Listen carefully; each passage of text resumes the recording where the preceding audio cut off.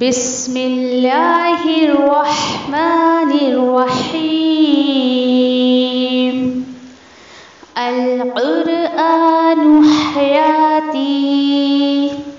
The Quran is my life, the way to connect with Allah subhanahu wa ta'ala.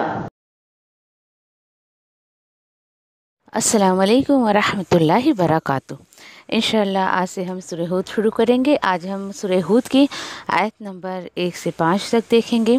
بڑے ہی خوبصورت طریقے سے اللہ سبحانہ تعالیٰ نے توبہ اور استغفار کی بات کی ہے اور انشاءاللہ اس پر غور و فکر کریں گے. اعوذ باللہ من الشیطان الرجیم. بسم اللہ الرحمن الرحیم.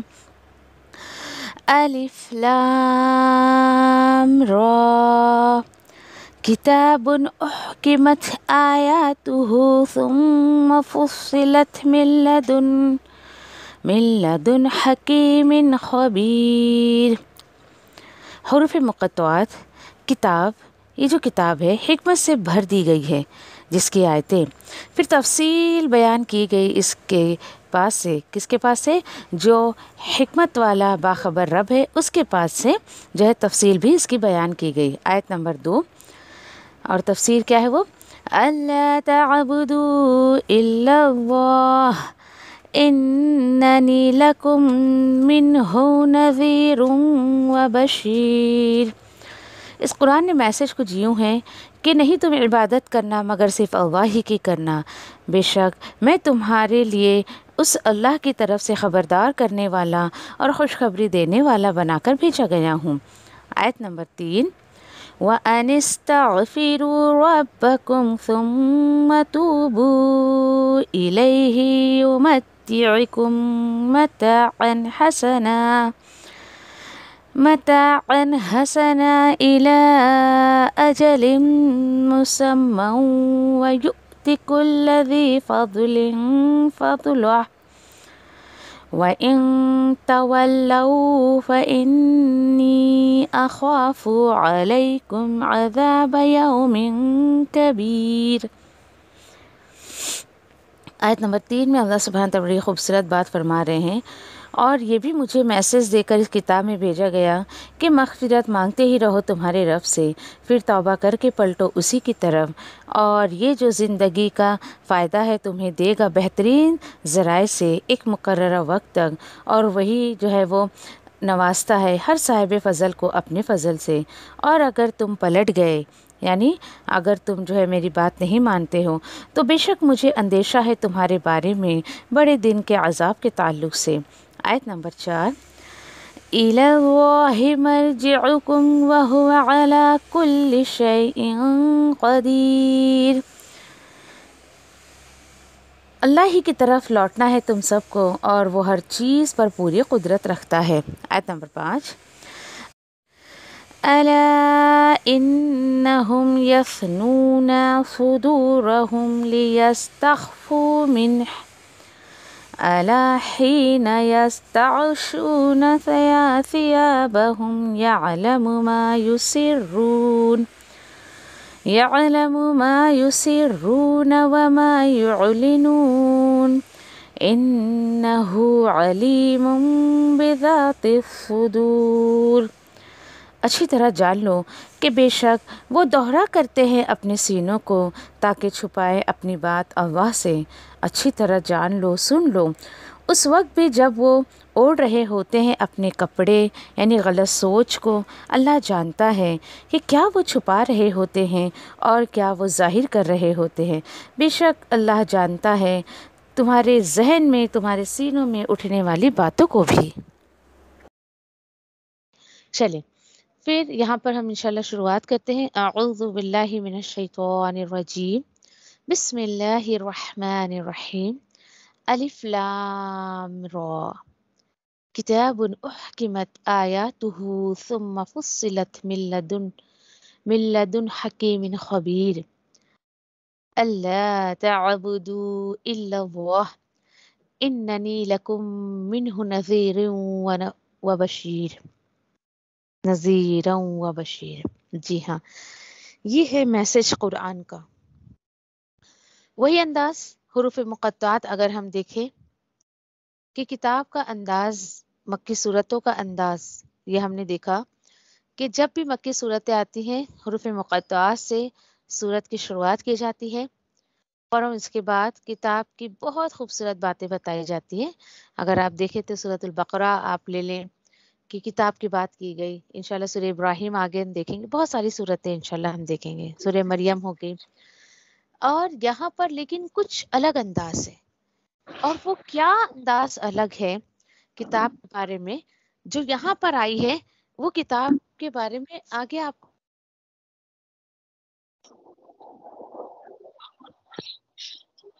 ٹھیک ہے۔ کتاب کا انداز کیا ہے؟ اللہ سبحانہ تعالیٰ کہتے ہیں بھائی ایک کتاب ہے، اور وہ کتاب کون سی ہے؟ ایک منٹ میوٹ کر دے سارا آنٹی، شور آ رہا، مائک میوٹ کر دے۔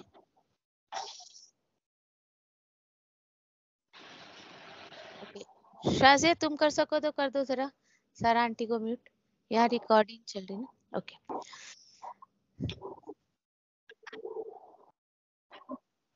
ٹھیک ہے، ایک منٹ،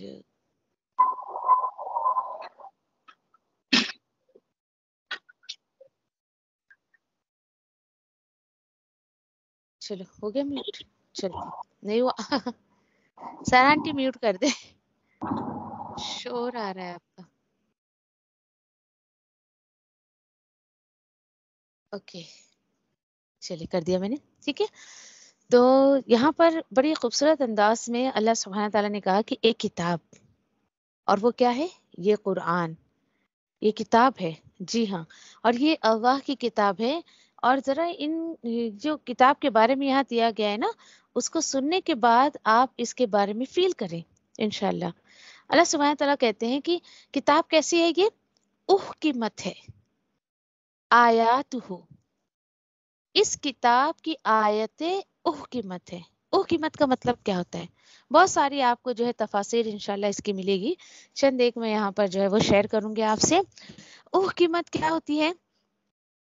سب سے پہلے حکمت سے بھری ہوئی، جی ہاں، حکمت سے بھری ہوئی، اور اسی کے ساتھ ساتھ یہ جو ہے یعنی کہ اپنے آپ میں کمپلیٹ۔ عباس رضی اللہ تعالیٰ عنہ کہتے ہیں حکمت کی تفسیر کہ یہ اپنے آپ میں ایک مکمل کتاب ہے، یعنی اس کتاب کے بعد اب مجھے اور آپ کو یا تا قیامت کسی اور کتاب کی ضرورت نہیں ہے، ٹھیک ہے۔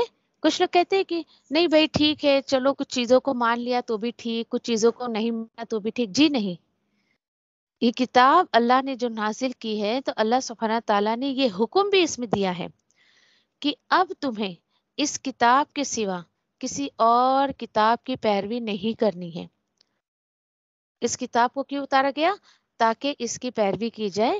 یہ الحمدللہ ہم نے سورہ اعراف میں پڑھا، اپنے آپ میں مکمل، کسی اور چیز کی ضرورت نہ ہو بندے کو اس کو سمجھنے کے بعد، یہ حکمت سے بالکل بھرپور ہے۔ اچھا، اور ایک اس کی تفسیر کیا ہے کہ اس کی جو آیتیں ہیں وہ فکسڈ ہے، کوئی اس کو چینج نہیں کر سکتا۔ جسے آپ نے سورہ بقرہ میں پڑھا ہے نا، اللہ نے کچھ آیتیں منسوخ کی ہیں۔ منسوخ کیا ہوتا ہے؟ کینسلیشن۔ وہ اللہ کی مرضی تھی کہ اللہ نے نبی کریم صلی اللہ علیہ وسلم کے تھرو کچھ کینسلیشن جو آیتیں ہیں، کینسل کی گئی جو آیتیں ہیں، وہ اس پر عمل نہیں کرنا ہے وہ قرآن میں موجود، پانچ یا چھ تقریباً کچھ آیتیں ہیں، وہیں پر سورہ بقرہ میں آپ کو وہ بتایا گیا ہے۔ جیسے کچھ روزوں کے احکامات ہو گئے ہیں، یا پھر طلاق کے جو ہے وہ احکامات ہو گئے ہیں، کچھ کینسلیشن ہے، عدت کے مسائل ہیں، کچھ آیتیں جو ہے وہ منسوخ کر دی گئی ہیں۔ لیکن اللہ سبحانہ تعالیٰ کہہ رہے ہیں کہ احکمت یا آیات ہو کا مطلب ہے کہ اب اس کی آیتیں جو فکس کر دی گئی ہیں دے آر فکسڈ، اب اس کو کوئی بھی بدل نہیں سکتا ہے، کوئی بھی نہیں بدل سکتا ہے۔ الحمدللہ، ذرا یہ آنرشپ کو محسوس کریں، کون سی کتاب ہے اس وقت آپ کے ہاتھ میں؟ کس کتاب کو آپ پڑھ رہی ہیں، کس کتاب کو آپ سمجھ رہی ہیں. اتنی خوبصورت کتاب کہ جس میں لا ریب فیہ، کوئی شک ہی نہیں ہے اس میں. اللہ اکبر، سچے. ہاں. پھر اس کے بعد اللہ تعالیٰ کہہ رہے ہیں کہ دیکھو، اور یہ کیسی ہے، اور کیا خوبی اس کی بتائی جا رہی ہے. صرف اللہ نے اس کی آیتوں کو قیمت ہی نہیں بنایا، بلکہ فصلت من لدن حکیم خبیر، یہ تفصیل سے بیان کی گئی کتاب ہے، اور کسی عام ہستی کی طرف سے نہیں ہے، بلکہ یہ خبر رکھنے والے حکمت والے رب کی طرف سے ہے، اس کی طرف سے ہے. اب اس کو اور زیادہ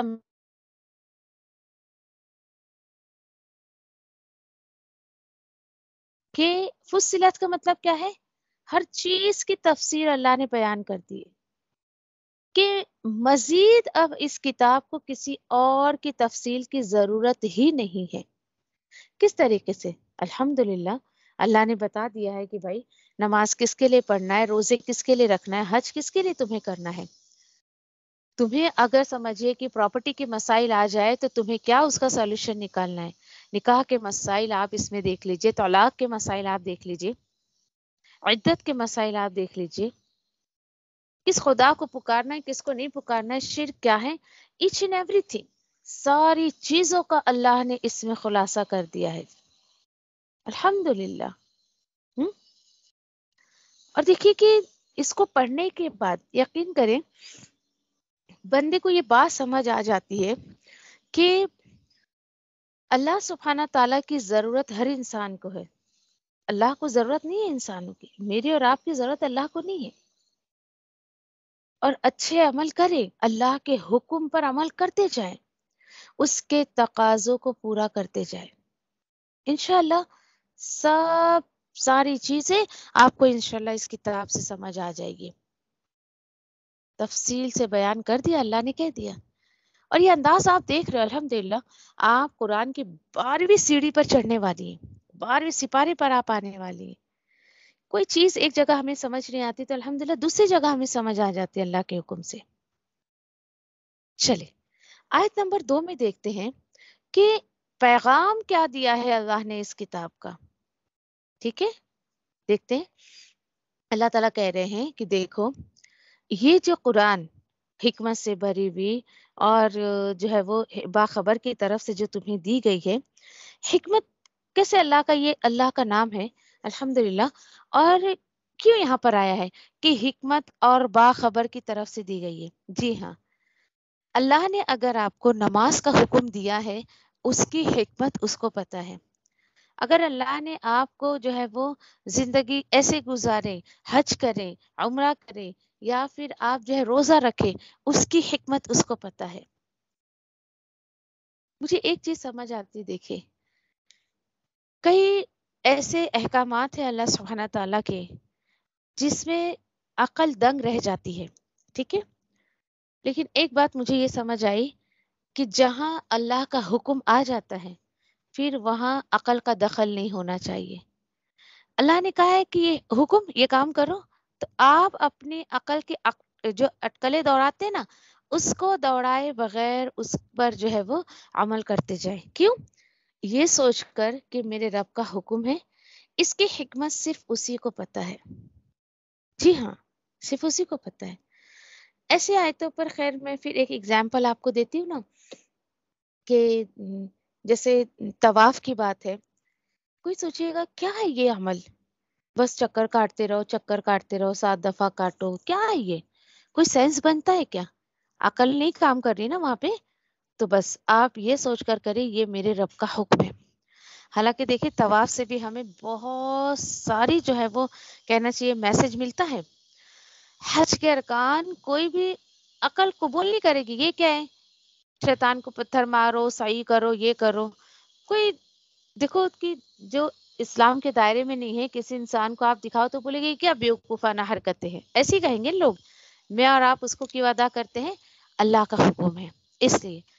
لیکن انشاءاللہ سورۃ البقرہ میں جہاں پہ حج کی آیتیں آئی ہیں، آپ اس کی تفسیر سنیے گا ایک ایک چیز کو ہائی لائٹ کیا ہے میں نے کہ کیا اس میں حکمت اللہ کی چھپی ہوئی ہے.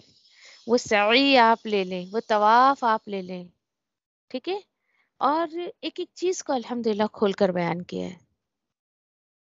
تو بس ایک چیز یاد رکھیں، اللہ کے حکم کے آگے سر کو جو ہے وہ جھکا دیں، اس کو تسلیم کر لیں. میرا اور آپ کا اسی میں فائدہ ہے. کوئی چیز اگر آپ کی عقل میں نہیں بھی آ رہی تو اللہ کا حکم سمجھ کے اس کو کرتے جائیں. حکمت مجھے اور آپ کو نہیں سمجھ آئے گی، بھائی انسان کی اتنی سی کھوپڑی ہے، اتنا سا دماغ ہے اس کا، کہاں اتنی خوبصورت رب کی حکمتیں اور اس کی جو ہے یعنی کہ باتیں انسان کو سمجھ آئے گی. کیا مصلحت تو اللہ نے اس میں چھپا کر رکھی ہے، نہیں سمجھ آتا ہے. ہاں ایک وقت آتا ہے کہ اللہ سبحانہ تعالیٰ اس کو ظاہر کرتے ہیں. چلے آیت نمبر 2 کی طرف ہم آ رہے تھے کہ پیغام کیا ہے اس خوبصورت کلام کا. الا تعبدوا الا اللہ. سبحان اللہ. خبردار ہو جاؤ انسانوں، تم جو ہے کہ نہیں تم عبادت کرنا سوائے اللہ کی. دیکھیں اگر میں اتنا بول کے چھوڑ دوں اللہ تعبدو اور اگلی آیت پہ نہ جاؤں، آیت کا اگلا حصہ نہ لوں، آیت کا اگلا ٹکڑا نہ لوں، تو کوئی بھی آپ کو بول سکتا لو اللہ نے تو کہا ہے قرآن میں کہ عبادت کرنا ہی نہیں ہے. نعوذ باللہ. سوچے تو کبھی بھی ایسی آیتیں آئیں اللہ کے ساتھ تو بات کو پوری کریں، ادھوری نہ چھوڑے. تو جب اللہ کا کلام آیا سب سے پہلا حکم اللہ نے توحید کا دیا کہ الا اللہ لا تعبدوا الا اللہ. اللہ کے سوا کسی کی عبادت نہیں کرنی ہے. اب کوئی سوچتا ہے کہ کیوں بھائی کیوں نہیں کرنی ہے؟ دیکھیے جب انسان کو یہ کہ احساس ہو جاتا ہے نا کہ وہ اللہ کا بندہ ہے، اسے رب کے سوا کسی کی عبادت نہیں کرنی چاہیے، تو الحمدللہ اللہ کے حکم اس کو سمجھ آنے لگتے ہیں، وہ اللہ کے حکم پر عمل کرنے لگتا ہے، تبھی سمجھ آتا ہے. ادروائز اس سے پہلے تو یوں ہی زندگی گزار رہا ہوتا ہے. اتنا خوبصورت میسج کہ اللہ کے سوا کسی کی عبادت نہیں کرنا. کیوں؟ سوال اٹھتا ہے کیوں؟ کیونکہ انسان کا جب عقیدہ درست ہوتا ہے نا، باقی سارے معاملات اسی سے جڑے ہوئے ہوتے ہیں اس کے. جب بندہ اللہ کی طرف رجوع کرتا ہے تب اس کو سمجھ آتا ہے حیات زندگی کا مقصد کیا ہے، کیوں اس کو اللہ نے پیدا کیا ہے، کیا اس کو جو ہے کرنا ہے کیا نہیں کرنا ہے. پھر اللہ کی حکمتیں اس کو سمجھ آنے لگتی ہے. اس کے بعد اللہ سبحانہ تعالیٰ نے یہاں پر آیت کا اگلا حصہ بتایا ہے کہ اللہ کی عبادت کرو. دوسرا ہے یہ کہ کیا کہا اننی. اب یہاں پر آپ دیکھیں نبی کریم صلی اللہ علیہ وسلم کو بھیجنے کا مقصد، ٹھیک ہے، بے شک مجھے کیوں بھیجا گیا ہے، بے شک میں جو ہوں تمہارے لیے اس کی طرف سے یعنی اللہ کی طرف سے نذیر و بشیر بنا کر بھیجا گیا ہوں. سبحان اللہ. اور یاد رکھیں کہ کتاب اتارنے کا مقصد نذیر و بشیر ہے. آج لوگ اس سے کیوں فائدہ نہیں اٹھا پاتے ہیں؟ کیونکہ لوگوں نے اس کے مقصد کو ہی فوت کر دیا ہے. نبی کریم صلی اللہ علیہ وسلم کو بھیجنے کا مقصد نذیر و بشیر. 2 آیتیں تھی یہاں پر، اگر تھوڑا سا غور و فکر آپ کریں. سب سے پہلے اللہ نے کتاب کی بات کی، ٹھیک ہے، یہ بھی ایک ایمان ہے اس کی کتابوں پر ایمان رکھنا. پھر توحید کی بات کی، شہادت دو بھائی اللہ کے سوا کوئی نہیں ہے. پھر اس کے بعد رسالت پر ایمان، کیوں بھیجا گیا نبی کریم صلی اللہ علیہ وسلم کو، نذیر اور بشیر. الحمدللہ قرآن سے مجھے اور آپ کو ایک داعی دین کا جو سینس ملتا ہے نا کہ کس طریقے سے ہم دعوت دین کا کام کریں. ان 2 چیزوں کو لازمی پکڑ لیں، نذیر اور بشیر. کیوں؟ کیونکہ اگر میرے اور آپ کے اندر ان 2 چیزوں کا سینس نہیں ہوگا، تمیز نہیں ہوگی، تو میں اور آپ دعوت کا کام نہیں کر سکتے. مجھے بڑا افسوس ہوتا ہے، آج میں نے لوگوں کو دیکھا ہے صرف لوگوں کو ڈراوے دیتے رہیں گے، تم یہ نہیں کرو گے تو جہنم میں، تم یہ نہیں کھاؤ گے تو جہنم میں، یہ نہیں پہنو گے، ایسا نہیں کرو گے، ویسا نہیں کرو گے تو جہنم میں. جب ہم لوگوں کو صرف ہے نا دعوتی کام میں صرف ڈراوے دیتے رہتے ہیں نا، تو لوگ واقعی ڈر کی وجہ سے کبھی کبھی اللہ کی طرف نہیں آتے ہیں. اور یہ مت سوچیے کہ چلو بھائی ابھی تو میں خود سدھر رہی ہوں، مر جاؤں گی، اس کے بعد نذیر بشیر کا کام کروں گی. جی نہیں، جی نہیں. دنیا کے ساتھ ساتھ مجھے اور آپ کو یہ کام کرنا ہے. واحد ایک یہی سنت تھی نذیر اور بشیر کی، جو نبی کریم صلی اللہ علیہ وسلم نے آخری سانس تک انجام دیا. ڈیتھ بیڈ پر تھے نبی کریم صلی اللہ علیہ وسلم، اور انذار کا کام کرتے رہے کرتے رہے کرتے رہے. اچھا، کچھ لوگوں کا ایسا ہوتا ہے کہ صرف بشیر یعنی خوشخبری کا کام کرتے رہتے، دعوت کی طرف لوگوں کو بلانے کا، تو بھائی ایسے بھی لوگوں کے دل سے خوف نکل جائے گا. ان دونوں کو لازمی پکڑ کر چلیں، ان دونوں کو چھوڑنا نہیں ہے آپ کو اور مجھے. اور یاد رکھیں کہ پھر ایک بات آتی ہے، پھر کیا کریں؟ اچھا، کس طریقے سے لوگوں کو بلائیں؟ تو نبی کریم صلی اللہ علیہ وسلم کا کام میسج سے پہنچا دینا تھا، ٹو کنوے. بس میرا اور آپ کا کام یہی ہے، ہمیں کسی کو کنورٹ نہیں کرنا ہے. اکثر میں آپ سے کہتی ہوں نا 3C، سی لیٹر، اوکے، انگلش لیٹر سی یاد رکھیے. 3، کنوینس، کنوے اینڈ جو ہے وہ کنورٹ. ان تینوں سی میں سے مجھے اور آپ کو عمل کس پہ کرنا ہے؟ To convey, that's it. مجھے اور آپ کو نہ کسی سے کنوینس کرنا ہے، نہ کسی کو کنورٹ کرنا ہے. نہیں، میرا اور آپ کا کام ہے بھی نہیں. دین اسلام میں انسان آ گیا نا، آپ اس کو نذیر اور بشیر کا کام کروائیں، بس دیٹس اٹ. زبردستی نہیں کرنا ہے، کنورٹ نہیں کرنا ہے مجھے اور آپ کو کسی کو. نہیں، ان کو نذیر اور بشیر کی اہمیت بتا دیں، ڈراوی بھی دے، خوشخبری بھی دے، بندے کو خود کنورٹ ہونے دے دین اسلام کی طرف. ٹھیک ہے، مجھے اور آپ کو میسج کو پہنچا دینا ہے. اچھا، کنوینس بھی نہیں کرنا ہے، پلیز میں نے تمہیں میسج پہنچایا، پلیز آپ یہ کر لیں. نہیں، ریکویسٹ بھی نہیں کرنی کسی سے آپ کو، مجھے اور آپ کو. بس اپنا کام جو ہے کرتے رہیں اس طریقے سے. ٹھیک ہے، انشاءاللہ اس کو کنٹینیو کریں گے انشاءاللہ. چلیے، آیت نمبر 3 میں دیکھیے کہ اللہ سبحانہ تعالیٰ نے پھر آگے کی جو ہمیں حکم دیا ہے کہ جب یہ خوبصورت فصلت احکمت والی کتاب تمہارے پاس آ گئی ہے، اور نبی کریم صلی اللہ علیہ وسلم کی جو ہے یعنی کہ تعریف یہاں پہ بیان کر دی گئی ہے کہ آپ صلی اللہ علیہ وسلم نذیر ہے، بشیر ہے، تو پھر انسان کو کیا کرنا چاہیے؟ انسان نے دیکھیے کہ پہچان کر لی رب کی، رسول کی، کتاب کی، تو اللہ سبحانہ تعالیٰ کہتے ہیں کہ وَأَنِسْتَغْفِرُوا رَبَّكُمْ ثُمَّ تُوبُوا إِلَيْهِ. ہوگا کیا اس سے؟ يُمَتِّعِكُم مَتَاعًا حَسَنًا إِلَىٰ أَجَلٍ مُّسَمًّى وَيُؤْتِ كُلِّ ذِي فَضْلٍ فَضْلَهُ وَإِن تَوَلَّوْا فَإِنِّي أَخَافُ عَلَيْكُمْ عَذَابَ يَوْمٍ كَبِيرٍ. دیکھیے، یعنی اس بات کی خبر اللہ نے دے دی کہ جب تمہیں سب پتہ چل گیا کہ یہ قرآن تمہارے پاس کیوں آیا، یہ رسول نذیر اور بشیر جو ہے وہ تمہارے پاس بنا کر بھیجے گئے ہیں. دیکھیے، آپ صلی اللہ علیہ وسلم کا کام لوگوں کو مسلمان بنانا نہیں تھا. آپ صلی اللہ علیہ وسلم کل مختار نہیں تھے، بلکہ نذیر اور بشیر بنا کر بھیجے گئے تھے. اب ہوتا کیا ہے، جب یہ میسیجز ہم پڑھتے ہیں، ہمیں ایسا لگتا ہے کہ کیا کریں ہم، اتنی خوبصورت کتاب ہماری زندگی میں اب تک نہیں تھی.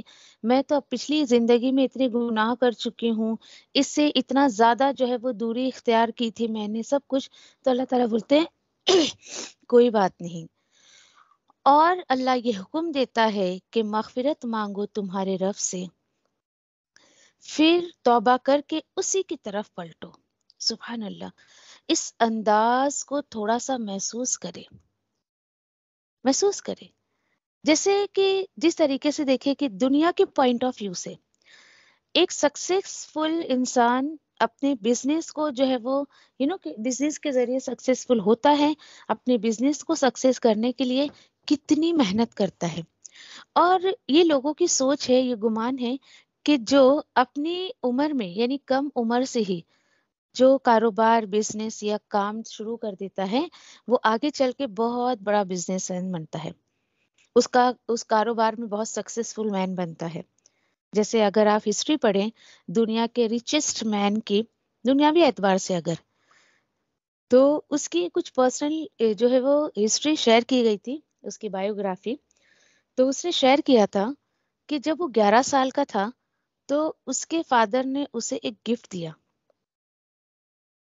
اور اس کے ذہن میں شروع سے ہی پیسے کمانے کا جو جذبہ تھا، اس بات سے آپ کو سمجھ آئے گا. اینڈ اس نے کیا کیا، اس گفٹ کو بیچا، اس سے جو پیسے ملے اس نے کچھ بزنس شروع کیا. اور آج دنیاوی اعتبار سے دیکھیں آپ کی بہت ریچسٹ مین ہے وہ. یہ لوگوں کی سوچ ہے دیکھیے. لیکن ان آیتوں کے بعد مجھے اور آپ کو کیا سوچنا ہے کہ بڑی حیرانی کی بات ہے، ایک انسان یہ تو سوچے کہ اب تک میں کچھ کرا نہیں، میری زندگی میں کچھ بزنس نہیں کیا، کچھ پیسے نہیں کمائے، لیکن اس کو یہ افسوس نہ ہو کہ میری زندگی قرآن کے بغیر کتنے سال میں نے گزار دیے. آج اگر میں بہت کامیاب نہیں ہوں تو اس کی بڑی وجہ یہ ہے کہ میں نے اپنی زندگی میں اللہ کے احکامات کو امپورٹنس نہیں دی، اللہ کو امپورٹنس نہیں دیا، اس کے رسول کی تعلیمات کو امپورٹنس نہیں دیا. یہ سوچ ہونی چاہیے. ٹھیک ہے، چلے قرآن کو سمجھ کر کسی کو اگر یہ سوچ آتی ہے تو اللہ نے کہا کوئی بات نہیں، موسٹ ویلکم. تم توبہ کر لو، مغفرت مانگ لو، پلٹ آؤ میری طرف. اللہ سبحانہ تعالیٰ ایور ریڈی رہتے ہیں اور سب سے زیادہ اس چیز کا انتظار کرتے ہیں کہ میرا کوئی بندہ توبہ کر کے میری طرف پلٹے. سبحان اللہ. اب آپ کہیں گے کہ یہ کیا بات ہو گئی، مجھے تم کامیابی کے لیے دین کی طرف آنے کے لیے کہتے ہو؟ جی ہاں. کیوں؟ کیونکہ اللہ تعالیٰ فرماتے ہیں اس سے فائدہ کیا ہوگا تمہارا، وہ زندگی کے فائدے دے گا تمہیں اور بہترین فائدے دے گا. ہے نا حیرانی کی بات؟ لوگوں کی مینٹلٹی کیا ہے، نہیں بابا دین پہ آئی تو میرا تو سارا فائدہ ہی ختم ہو جائے گا، میرے سارے جو ہے وہ جاب ختم ہو جائیں گے، عیش و آرام ختم ہو جائے گا اور مجھے بہت کچھ چھوڑنا پڑے گا. دیکھیں اللہ سبحانہ تعالیٰ کہتے نہیں، تم اگر توبہ کر کے میری طرف پلٹو گے، استغفار کرو گے، پچھلے گناہوں سے توبہ کر لو گے، آگے گناہ نہ کرنے کا ارادہ کرو گے، اپنی اصلاح کرو گے، تو میں تمہیں دنیا کا فائدہ دوں گا. یہ اللہ کا وعدہ ہے. نبی کریم صلی اللہ علیہ وسلم کے قول کے مطابق اس کا حدیث کا مفہوم کہ جو شخص توبہ استغفار کو لازم کر لیتا ہے اپنے اوپر، 3 فائدے ڈیفینیٹلی اللہ سبحانہ تعالیٰ اس کو دیتے ہیں. اللہ اس کی زندگی سے غم کو دور کر دیتا ہے، پریشانیوں کو دور کر دیتا ہے، محتاجی کو دور کر دیتا ہے. سوچے اتنی خوبصورت بات. انشاءاللہ آگے اسی میں ہم اور پڑھنے والے ہیں کہ توبہ استغفار کی اور کیا فائدے اللہ نے اس میں رکھے. لیکن لوگوں کی سوچ کیا ہے کہ نہیں، ہم دین پر آئیں گے تو ہمارا بہت گھاٹا ہو جائے گا. جی نہیں، پلٹ کے تو دیکھیں ایک بار اللہ کی طرف. دنیا کے ایسے ایسے فائدے، سارے آپ کے غم، سارے ہم، ساری تکلیف، ساری پریشانیاں اللہ سبحانہ تعالیٰ دور کر دیتے ہیں. لیکن انسان کا حال یہ ہے کہ سب کچھ خود کرنا چاہتا ہے، اللہ سبحانہ تعالیٰ سے کچھ لینا نہیں چاہتا ہے. دیکھیے اب آپ کے سوچ میں، آپ کے غور و فکر میں یہ چینجز آنا چاہیے. سوچیں اب تک کہ میری زندگی قرآن کے بغیر کیسے جی میں نے. اب جو ہے مجھے توبہ استغفار کو لازم کرنا ہے خود پر، تاکہ اللہ سبحانہ تعالیٰ نے میرے لیے دنیا کا جو بہترین فائدہ رکھا ہے میں اس کو لینا چاہتی ہوں. اللہ نے بہت راستے رکھے، بہت ایکسیپشن اللہ نے دیے ہمیں. کوئی بات نہیں، پلٹ آئے. کیسی بھی زندگی تھی آپ کی، گنہگاری کی زندگی تھی اور بہت بیکار زندگی تھی، اللہ کی نافرمانی کی زندگی آپ جی رہے تھے، کوئی بات نہیں. آج سے ہی ارادہ کر لے اس آیت کے فوراً بعد کہ آج تک آپ جو گناہ کے کام کرتے تھے اب آپ نیکیوں کے کام کریں گے. جیسے آپ گناہوں کے کام کے لیے آگے بڑھ کے کرتے تھے گناہ کے کاموں کو، اب نیکیوں میں آگے بڑھنا ہے. اب تک آپ بیکار کام کرتے تھے، اب آپ کو کارآمد کام کرنا ہے. کچھ تو اللہ کے راستے میں کر کے جانا ہے، اپنی زندگی کا یہ مقصد بنائے، کیونکہ انسان قرآن کو سمجھنے کے بعد ہی اپنے جو ہے وہ پرپس آف لائف کو سمجھتا ہے. اس کے پہلے تو بس یوں ہی زندگی جی رہا ہوتا ہے، باقی اسے نہیں پتا ہوتا ہے کہ اسے ایگزیکٹلی کرنا کیا ہے.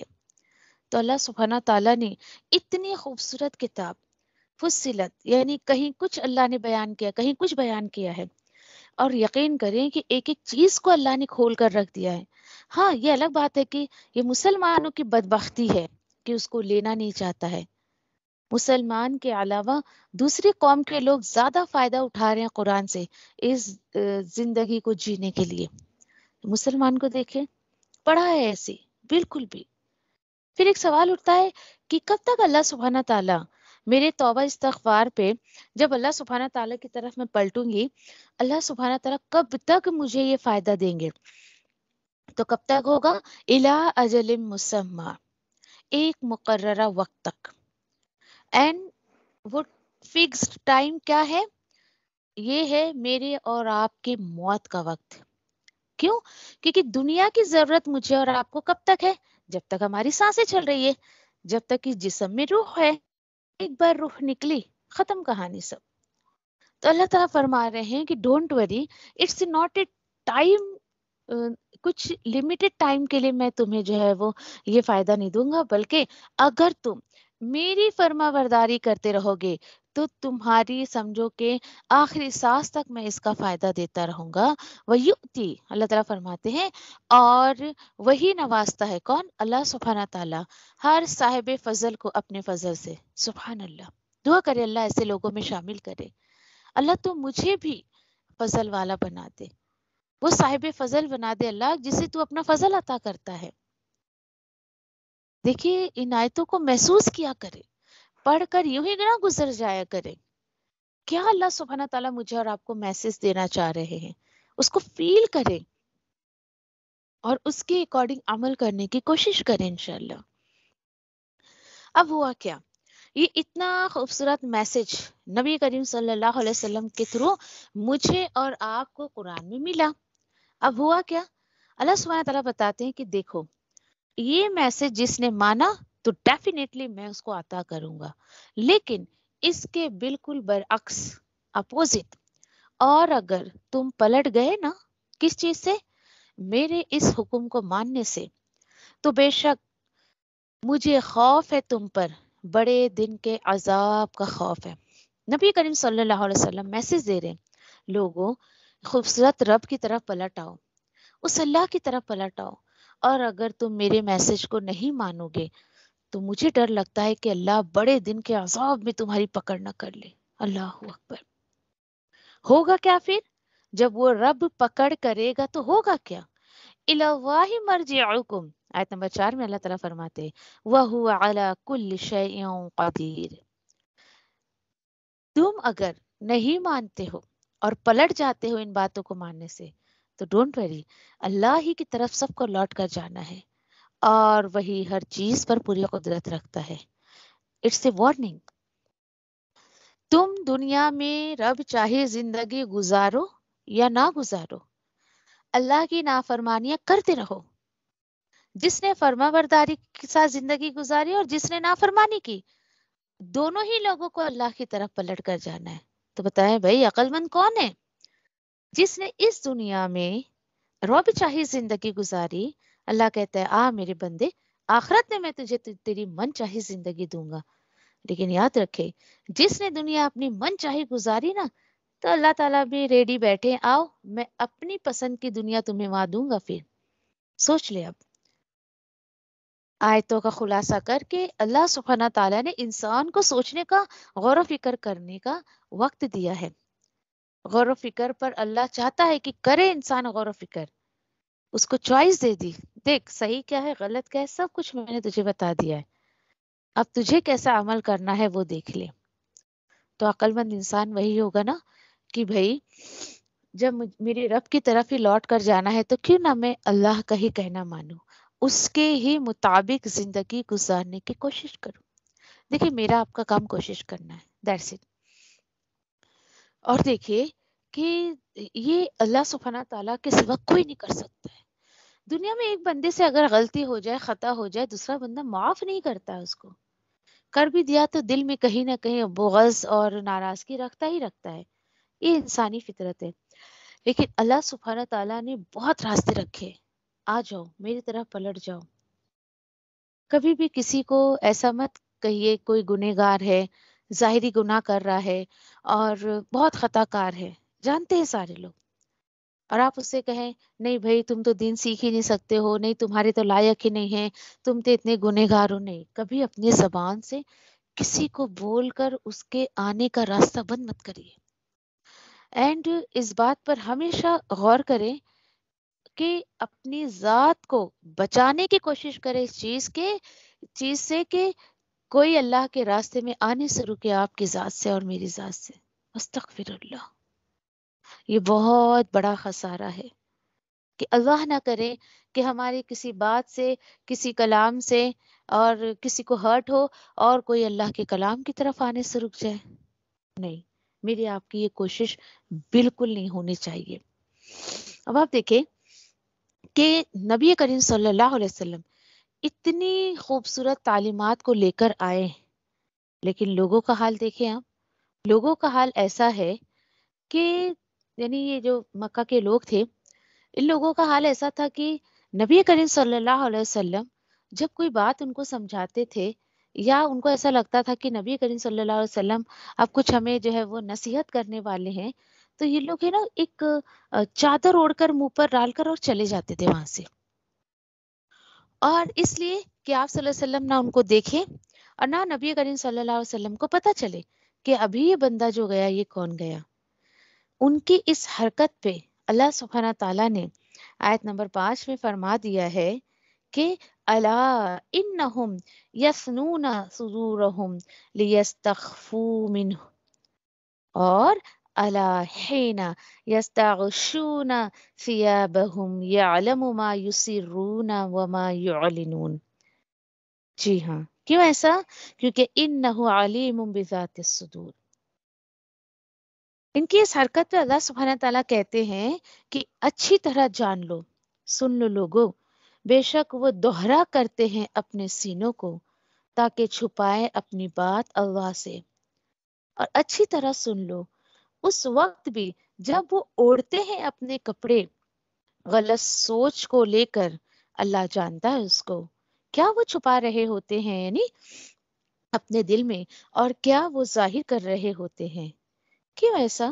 وہ اس لیے کہ بے شک اللہ جانتا ہے جو تمہارے ذہن میں، جو سوچ میں، جو تمہارے سینوں میں باتیں اڑتی ہیں، اس کو تک اللہ سبحانہ تعالیٰ جانتا ہے. سبحان اللہ، کتنی پیاری بات ہے. دیکھیں یہ لوگ سوچتے تھے کہ ہم اس طریقے سے نکل جائیں گے تو شاید آپ صلی اللہ علیہ وسلم ہمیں دیکھے نہیں، تو اللہ نے ان کے اس پول کو یہاں کھول دیا ہے، ان کی باتوں کا خلاصہ کر دیا ہے. کیوں؟ کیونکہ اکثر ایسا ہوتا ہے دیکھیے کہ جب حق بات لے کر ایک انسان نکلتا ہے، لوگ اس سے چھپتے چھپاتے رہتے ہیں. نہیں بھائی، نہ ہم ان کا سامنا کریں گے اور نہ ہمیں ان کی باتیں سننی پڑے گی. اور بڑی حیرانی کی بات ہے، واقعی یہ بہت حیرانی کی بات ہے. ٹھیک ہے، تم اپنے آپ کو کپڑوں میں چھپا لو، نقاب میں چھپا لو، چاہے کتنے سارے ایک کے اوپر ایک کپڑے چڑھا لو، تو بھائی تمہاری سوچ کو تو اللہ سبحانہ تعالیٰ جانتا ہے نا. بہت امپورٹنٹ بات ہے یہ. کبھی بھی انسان یہ نہ سوچے کہ میں کسی کے بارے میں سوچ رہی ہوں اور میں اس شخص سے اگر اس چیز کو چھپا لوں گی تو نعوذ باللہ کیا وہ اللہ سے چھپا سکتا ہے؟ کبھی نہیں چھپا سکتا ہے، کبھی نہیں. بس اللہ سبحانہ تعالیٰ نے ان کے اس بات کو خلاصہ کر دیا ہے. تم کتنے ہی کپڑوں میں اپنے آپ کو چھپا لو، اپنے آپ کو تم جو ہے وہ ڈھانک لو، تو بھی اللہ تمہارے دلوں میں، تمہارے سینوں میں اٹھنے والی باتوں کو اللہ جانتا ہے. اور دیکھیے یہاں پر بات آئی ہے، یہاں پر جو ہے ورڈ کچھ نئے اس میں آئے ہیں.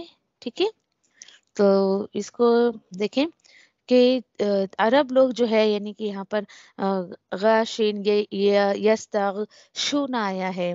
پھر یہاں پر جو ہے کہ اس کو تہ کرتے ہیں نا جیسے کپڑوں کو، اس معنی میں آتا ہے یہ. جیسے ہم جب کپڑے تہہ کر دیتے ہیں تو اس کی ایک تہہ سے دوسری تہہ نظر نہیں آتی ہے. یا پھر سمجھے آپ کی جیسے آپ کا ٹیبل کلاتھ ہے اور کہیں سمجھیے کہ کارنر پہ کہیں پر کچھ اس پر گر گیا ہے، اب آپ کو اس کو چھپانا ہے تو آپ کیسے اس کو پلٹ دیتے ہیں کپڑوں کو، تو وہ عیب چھپ جاتا ہے.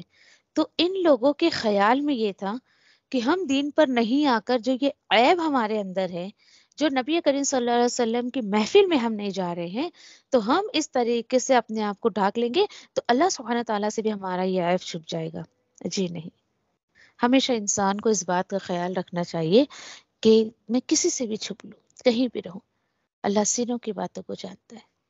یاد رکھے، کسی کے بارے میں کچھ کہنے سے پہلے آپ یہ سوچیں گے چل بھائی اگلا بندہ تو ہے نہیں، میں کسی کے بارے میں کچھ بھی کہہ لوں. بی کیئرفل، ایسا نہیں کرنا ہے. تو الحمدللہ آیت نمبر 5 تک کا ہمارا ہو گیا اللہ کے فضل و کرم سے. سبحان اللہ و بحمدہ، سبحانک اللہم و بحمدک، نشہد ان لا الہ الا انت، نستغفرک و نتوب الیک. ربنا تقبل منا انک انت السمیع العلیم وتب علینا انک انت التواب الرحیم. آمین یا رب العالمین. جزاکم اللہ خیر. السلام علیکم ورحمۃ اللہ وبرکاتہ.